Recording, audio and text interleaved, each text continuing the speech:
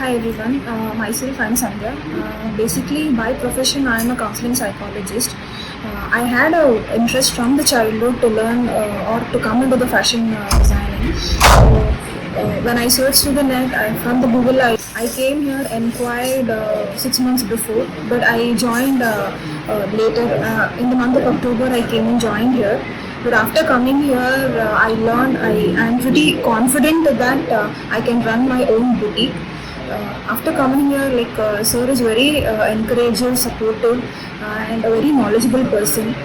He gives personal attention to each and every student. He clarifies everyone's doubts. Whatever time, how much ever time we ask, he's there to help us. Very supportive. Whoever is interested in achieving their goals or hobbies or to enhance their skills in the fashion designing field can come here and you will be satisfied like me.